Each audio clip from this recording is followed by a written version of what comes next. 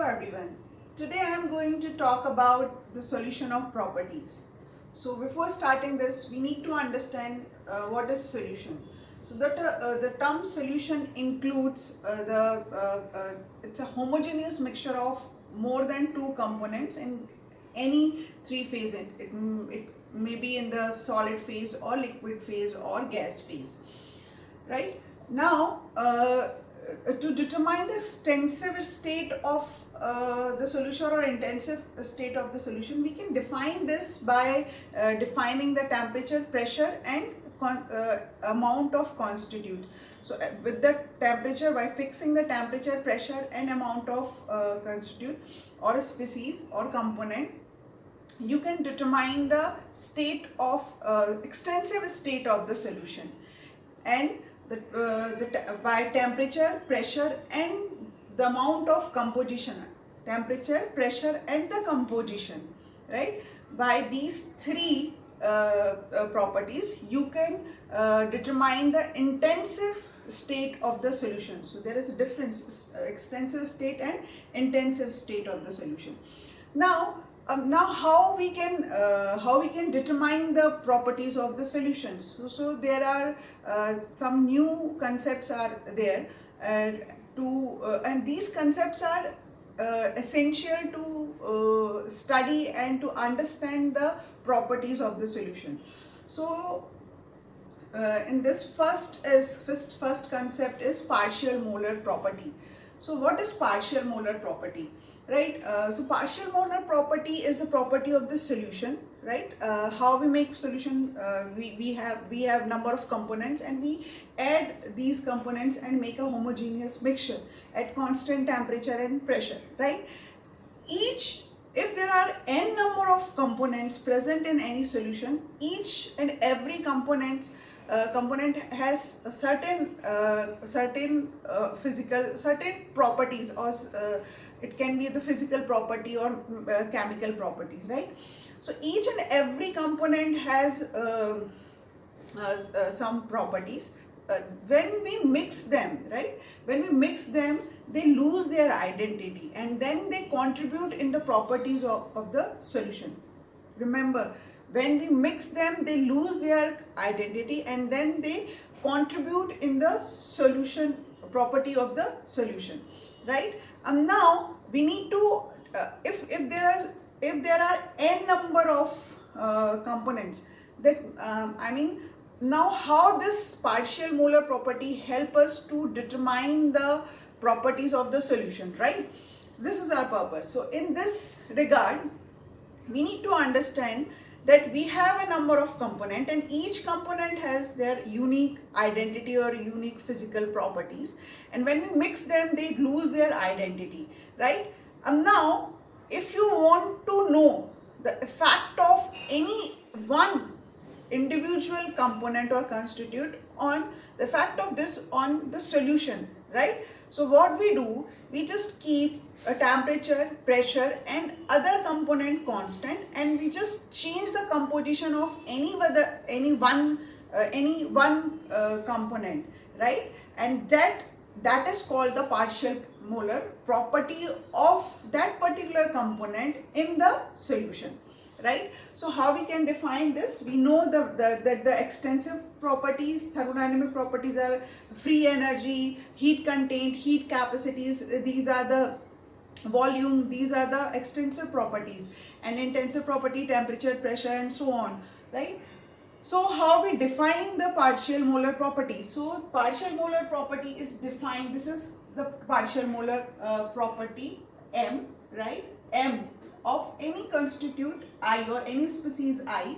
For the partial molar property, we use this bar over the M or over the whatever the property is there, right? This is the partial molar property. Now if you have the total molar property of the solution, is you can define by MT, and partial molar property of any component is defined by Mi. So what is partial molar property? That there is a partial change. Daba is what? It's a partial change where in the number of moles of moles of any constitute, right? So dabba n m with respect to change in any one component I, right? So this is the change in total change in number of moles of solution with respect to change in, if you change any one number of moles of any one particular component or one species I, while keeping temperature, pressure, and where n is not when j is not equal to I. So j and I is what? J subscript defines there are n number of components are there. So in this case, that only I is going to be changed. J is, rest of the other component is not going to be changed. They are remain constant. Temperature, pressure and other components are remain constant. Only I will going to be changed.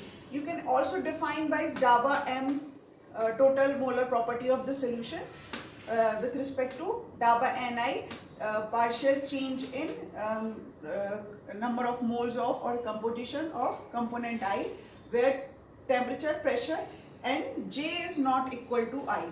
So this is how we can define the partial molar property. So to understand the physical meaning of partial molar property, let's take the example of molar volume. Now let's take first just imagine that we have the 100,000 ml of water in one beaker, and then we add 1 mole of water into that beaker, right? So then what is the effect of that addition into the molar volume of that solution, or molar volume of that? It's not a solution, it's a pure component. So it's a water, the effect of that 1 mole of water into the whole volume of that water. So the water will increase by, we know that the 1 mole of water, the volume of 1 mole of water is 18 into 10 raised to the power minus 6 meter cube. So volume is increased by 18 into 10 raised to the power minus 6 meter cube when we have water into water, right? Now in the second case, we have in the one hand we have 1000 ml of ethanol or methanol or any alcohol, right? And then we add 1 mole of water into this.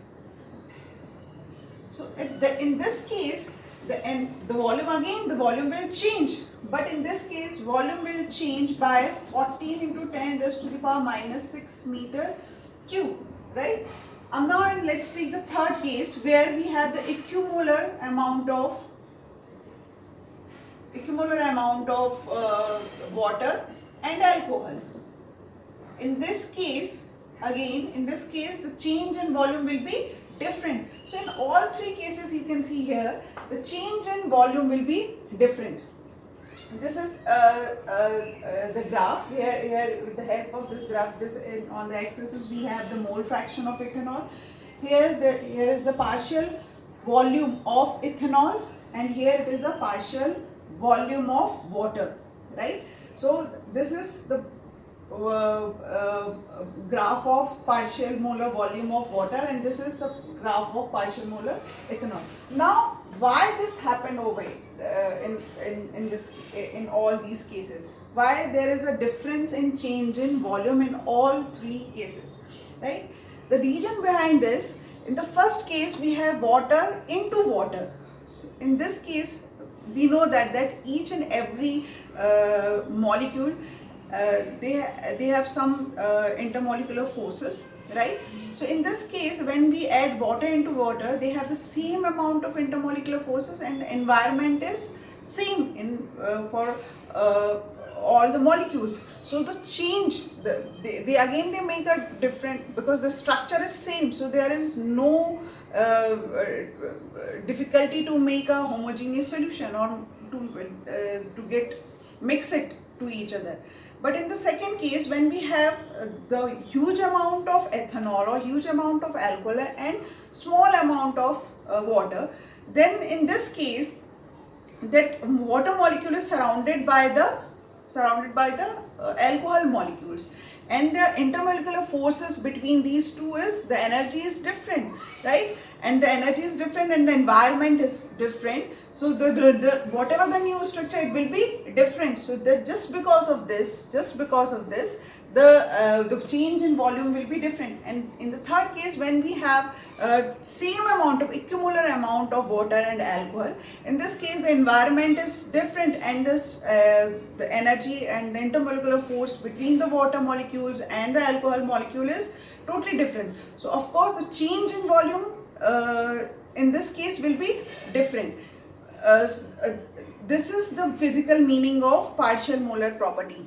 Just remember one more thing, that volume is extensive property, but the partial molar property, partial molar property is not an extensive property. This is the intensive property, and this is depend upon the composition, on which it is depend upon the composition of the constituent, right? So in my next video I will prove this, why this partial molar property is the intensive thermodynamic property, and we will derive the formula for this. So thank you.